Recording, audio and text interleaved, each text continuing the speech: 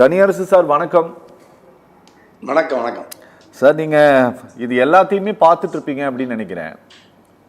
Government கொஞ்ச நாளைக்கு சில மாதங்களுக்கு முன்பாகத்தான் அதிகாரப்பூர்வமாக ஒரு 4 ஸ்போக்ஸ் பர்சன்ஸை செக்ரட்டரி லெவல் ஆஃபீஸர்ஸை அப்பாயின்மெண்ட் பண்ணாங்க. இனி கவர்மெண்ட் ரிலேட்டடான விவகாரங்களை இவர்கள் பேசுவார்கள் என்று. விஜய் ஒரு வீடியோ வெளியிட்ட பிறகு அவர் சந்தேகங்களை எழுப்பக்கூடிய வகையில் வெளிப்படையாக எழுப்பாமல் பார்க்கக்கூடியவர்களே அந்த சந்தேகத்தை அவர்களுடைய மனப்போக்கிற்கு ஏற்றவாறு யோசித்து முடிவெடுத்துக் கொள்ளலாம் அப்படிங்கிற மாதிரி அவர் பேசி கடந்து சென்று விட்டார். அரசு உட்கார்ந்து ஒரு விளக்கம் கொடுக்குது. அது பதற்றம் அடைஞ்சிருச்சு. நான் பேசுறது உங்களுக்கு கேட்கலையா சார்? விட்டு விட்டு வருதுயா? ஆடியோ விட்டு விட்டு வருதா? ஆடியோ கரெக்டா ஷிஃப்ட் பண்ணுங்க. சரியா இருக்கு. சரி சார், தமிழ்நாடு அரசாங்கம் பதற்றம் அடைந்திருக்குதா? பிறர் மீது குற்றம் சுமத்த வேண்டும், இந்த தவறை மறைக்க வேண்டும் அப்படிங்கறதுல தான் நோக்கமாக செயல்படுகிறதா? இல்லையா, இப்படி இந்த கரூர் தமிழக வெற்றி கழகம் நடிகர் விஜய் ஒரு கட்சியை துவக்கி இருக்காரு. 2026 சட்டமன்ற பொதுத் தேர்தலில் போட்டியிட போறாரு. நான் தான் முதலமைச்சர்னு ஆசைப்பட்டு நேராக பனையூர்ல இருந்து நேராக ஷூட்டிங் ஸ்பாட்ல இருந்து நேராக கோட்டைக்கு செயின்ட் ஜார்ஜ் கோட்டைக்கு வரணும்னு ஆசைப்படுறாரு. அதெல்லாம் பரவாயில்ல. ஜனநாயக நாட்டில் ஒரு தனி மனிதன் ஆசைப்படலாம், ஒரு அரசியல் இயக்கத்தை துவக்கலாம், அதுக்காக மக்கள்கிட்ட நீங்க கருத்து பரப்புரை நடத்தலாம். அதை யாரும் நாங்கள் குறை சொல்லலை.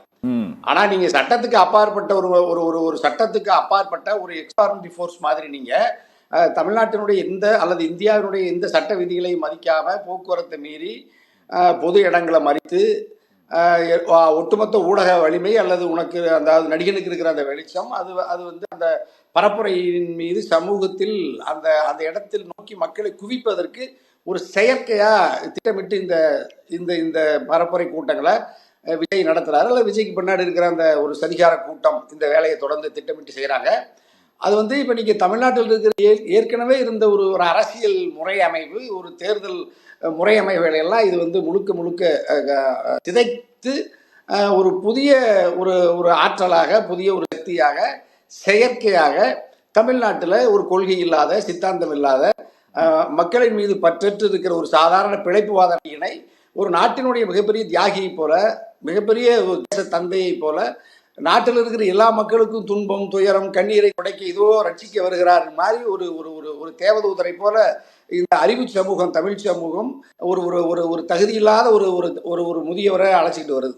அப்ப இந்த கூட்டம் இப்ப அப்பாவி மக்கள், பாமர மக்கள் இந்த திரைப்படத்துல நடிகர்களுடைய இந்த விஜயனுடைய அந்த ஹீரோயிசத்தை பார்த்து அந்த கதை அமைப்புள்ள கதாபாத்திரங்கள்ல அவர் ஒரு பேர் அடிப்பாரு, ஒரு இராணுவத்தை கூட எதிர்த்து சண்டை போட்டு ஜெயிப்பார், ஜனாதிபதி காப்பாற்றுவார். நிறைய நம்ம திரைப்படங்கள்ல நம்ம சினிமாவில் அப்படி தான் பார்க்குறோம். அவர் எங்கேயும் துன்பம் துயம் அவரை யாரும் ஏமாற்ற முடியாது. அவர் எல்லா தீங்குகளையும் நேர் செய்து ஒழுங்கு செய்து அவர் மக்களை காப்பாற்றுற மாதிரி படங்கள் எடுக்கிறார்.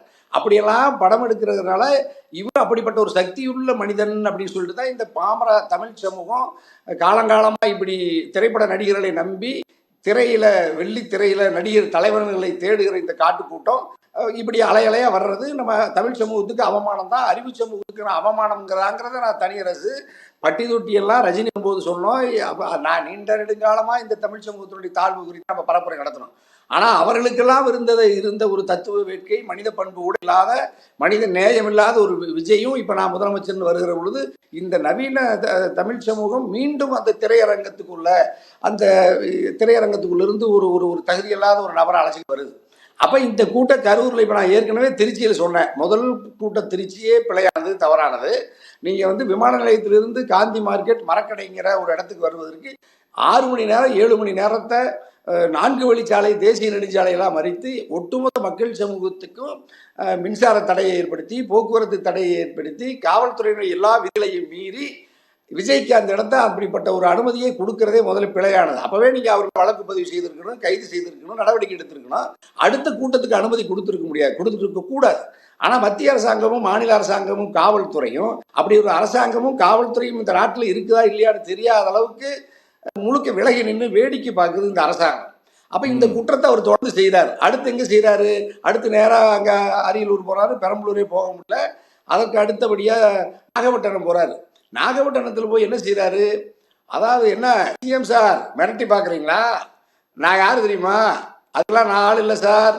சட்டம் நீதி அதெல்லாம் என்னை ஒன்றும் செய்ய முடியாது. அரசாங்கம் போலீஸ் எல்லாம் நான் வந்து மக்கள்கிட்ட அனுமதி வாங்கி நான் என் வழியில் போய்கிட்டே இருப்பேன். என்னை யாரும் தடுக்க முடியாது. இதே விஷயம் சொன்னார். அவன் என்ன அடிக்கவே ஆரம்பிக்கல, வழக்கே பதிவு செய்யல, அரசாங்கம் தடுக்காத போதே என்னத்தில் தடை பண்ணுறீங்க என்ன அப்படியெல்லாம் சொன்னார். அப்போ மறுபடியும் முதலமைச்சர் பயந்துக்கிறாரு, திமுக அரசு பயந்துக்குது, பாவம் காவல்துறை பயந்து கை கட்டி வேடிக்கை வாங்குது. அப்புறம் விஜய் வந்து மறுபடியும் அந்த பஸ் பெரிய ஒரு ரயில் பெட்டி மாதிரி ஒரு பஸ்ஸை தயார் பண்ணி உலகத்திலேயே எந்த தலைவனுக்கும் இல்லாத அப்படி ஒரு அந்த அந்த அந்த பஸ்ஸுக்கெல்லாம் முதல்ல பர்மிட் கொடுத்ததே தப்பு. அது வந்து நீங்கள் அவ்வளோ பெரிய ராகுல் காந்தி இந்தியாவில் 100 வருஷமா ஆண்ட ஒரு கட்சிக்கு தலைவர் ஒரு 540 ஜீப்பில் பழைய ஜீப்பில் ஒரு பழைய பேண்ட்டை துவைச்சு போட்டுக்கிட்டு ஒரு ஒரு ஒரு 300 டிஷர்ட் துவைச்சு போட்டுக்கிட்டு ராகுல் காந்தி தேர்தல் பரப்புரை நடத்துறாரு. பாவமாக இருக்குது. அந்த ஜீப்பில் போய் தமிழ்நாட்டினுடைய முதலமைச்சர், பீகாரினுடைய பரம்பரை முதலமைச்சரோட பையன் துணை முதலமைச்சர் தேஜஸ்வி எல்லாம் அந்த ஒரு ஜீப்பில் ஏறிக்கிட்டு கனிமொழி அம்மா முன்னாடி அந்த கேபினில் உட்காந்துக்கிட்டு போனதை நீங்கள் ஒரு மாதத்துக்கு முன்னாடி பார்த்தீங்க. ஆனால் இந்த பையன் ஒரு நிமிஷம் கூட ஏழை எளிய மக்களுக்காக தொண்டு செய்யாத, அரசியல்னா என்னென்ன செய்யாத, உலகத்திலேயே அதாவது அமெரிக்க நாட்டு ஜனாதிபதி, இங்கிலாந்து நாட்டு ஜனாதிபதிக்கெல்லாம் இல்லாத ஒரு சொகுசு வாழ்க்கையில் தனி விமான நிலையத்திலேயே நீங்கள் வீட்டிலிருந்து விமானம் நேராக அந்த ஸ்பாட்டுக்கு வரும். அங்கிருந்து இவர் எந்த விதிகளையும் பின்பற்ற வேண்டியதில்லை, சொகுசு வாகனத்தில் ஏறிக்குவார். அதை லைவ் பண்ணுறதுக்கு இந்தியாவில் இருக்கிற எல்லா தொலைக்காட்சிகளும் 24 மணி நேரம் லைவ் போடுறத நீங்கள் உலகத்தில் வேறு எங்கேயும் பார்த்துருக்க முடியாது. அங்கே நீங்கள் சீனாபுரம் வந்தார், நீங்கள் உலகத்தில் இருக்கிற எல்லா நாட்டு அதிபர்கள் கூடுற இடத்துல கூட அப்படி மக்களால் தேர்ந்தெடுக்கப்பட்ட அரசுகள் அதிபர்களினுடைய அறிவிக்கைகளை கூட பார்க்கல. ஆனால் இந்த நடிகருக்காக தமிழ்நாட்டில் இருக்கிற எல்லா தொலைக்காட்சிகளும் கட்சிகளை கடந்து லைவ் போட்டாங்க. எல்லா தொலைக்காட்சிகளுக்கும் ஆண்ட கட்சி ஆள போகிற கட்சிகள்லாம் ஒரு தொலைக்காட்சி தான் இருக்கு. விஜய் எல்லா தொலைக்காட்சிக்கும் எப்படி முதலாக ஆனார்? விஜய் அடுத்த நாள் இப்படி வர்றாருன்னா ஒரு வாரமாக போடுறாங்க. அங்கே வீட்டிலேருந்து கிளம்பும் போது கார் டோர் ஓப்பன் ஆகிற அன்னைக்கு போட்ட அந்த லைவை கிட்டத்தட்ட அவர் போய் வீடு வந்து மறுபடியும் விமானம் பறக்கிறதெல்லாம் காட்டி வீட்டில் போய் படுத்து தூங்குறதெல்லாம் காட்டுறாங்க. அப்போ இப்போ 24 மணி நேரம் இப்படி போட்டால் அப்பா இவங்க என்ன நினைப்பாங்க? பாவம். இதெல்லாம் இப்படியெல்லாம் வளர்ந்தது பிற்பாடு இந்த கரூருக்கு வர்றாரு. இந்த வண்டி தள்ளிட்டு வரும்போது நான் தனியரசு சொன்னேன், இது இப்படி ஒரு அசம்பவம் நடக்கும், இப்படிலாம் சிக்கல் இருக்குது, இதெல்லாம் இது ஒரு பெரிய துயரத்துக்கு இது வழிவகுக்கும்னு ஏற்கனவே பல கூட்டத்தில் சொல்லியிருந்தேன். சார் நீங்கள் எல்லாம் பேசிட்டீங்க. இந்த அசம்பாவிதத்திற்கு பின்னால் ஒரு அரசியல் சதி இருக்குன்ட்டு கற்பிக்கப்படுகிறது இல்ல? அதுதான்யா. அதான் இப்ப இந்த இல்ல நான் வந்து இந்த சம்பவத்துல சார் என்ன நான் ரொம்ப வெளிப்படையா கேட்கிறேன் சார். இங்க பாருங்க, ஒரு 100-120 நாளைக்கு மேல எதிர்கட்சி தலைவரும் பயணம் மேற்கொண்டு வருகிறார். அவரும் எங்க போறாரோ அங்கெல்லாம் இந்த அளவு கூட்டம் அவருக்கும் வருகிறது. அங்கெல்லாம் இந்த மாதிரி எந்த பெரிய அசம்பாவிதங்களும் ஏற்படல. இங்க மட்டும் எப்படி ஏற்பட்டது, இந்த ஊர்ல மட்டும் எப்படி ஏற்பட்டது அப்படின்ட்டு கேட்கும்போது தான் ஒரு முன்னாள் அமைச்சரை கோடிட்டு காட்டி இவர் தான் அப்படின்ட்டு தூண்டி விட்டுருக்காருன்ட்டு இப்போ வர பேசிட்டு இருக்கிறாங்கன்னு வச்சுக்கோங்களேன். என்ன இப்ப இந்த 41 பேரை கொலை செய்த இந்த கொலைகார கூட்டம் நேர் எதிராக அரசாங்கத்தில் இருக்கிற சட்டமன்ற உறுப்பினரை, முன்னாள் அமைச்சரை, முதலமைச்சரை, திராவிட முன்னேற்ற கழகத்தை தொடர்ந்து திட்டமிட்டு தாக்குற இந்த விஜய், இந்த 41 பேருக்கு படுகொலைக்கு அல்லது உயிரிழப்பு காரணமா இருக்கிற விஜய், அந்த குற்றத்திலிருந்து இந்த அரசாங்கம் விஜயை காப்பாற்றி இருக்கிறதுங்கிற குற்றச்சாட்டை தனியரசு தான் நான் முதல்ல வச்சேன். அதாவது இந்த நெருக்கடிக்கு, இந்த சூழலுக்கு இரையாக்கி அப்பாவி மக்களை விட்டில் பூச்சி மாதிரி ஒரு இடத்துல கொண்டுட்டு வந்து செறி ஊட்டி அந்த மக்களுக்கு தண்ணீர் இல்லாம, உணவு இல்லாம, கொளுத்துற வெயில்ல அப்படி ஒரு 6 மணி நேரம் 7 மணி நேரம் தொடர்ந்து தள்ளுமுள்ளுல அந்த மக்கள் மூச்சு திணறி பல நெருக்கடிகளுக்கு இரையாகி குழந்தைகள், பெண்கள் மரணமடைந்திருக்காங்க. அந்த மரணமடைந்ததற்கு முதல் குற்றவாளி A1 அக்யூஸ்ட் விஜய் தான், நடிகர் விஜய் தான். அந்த விஜயை உடனடியாக நீங்க எங்க புரட்சித்துல அம்மா இருந்தா என்ன பண்ணிருப்பாங்க? அந்த இடத்துலயே அந்த வண்டியை நேர காவல் நிலையத்துக்கு கொண்டு வந்து பறிமுதல் பண்ணி அந்த வண்டிக்குள்ள இருக்கிற ஆதவர்ச்சனா உள்ளிட்ட எல்லாத்தையும் A1 A2 போட்டு இதே விஜயை கைது செய்து சிறையில் அடைச்சிருப்பாங்க, குண்டாஸ் போட்டிருப்பாங்க. ஆனா நீங்க இப்ப அந்த கட்சியை பனையூர் ஆபீஸ்ல சீல் வச்சிருப்பாங்க. ஆனா இந்த திமுக ஆட்சி செல்ல பிள்ளை மாதிரி, பூனைக்குட்டியை மாதிரி வண்டி விட்டு செல்ல பிராணி மாதிரி இந்த விஜயை கொண்டு வர்றாங்க.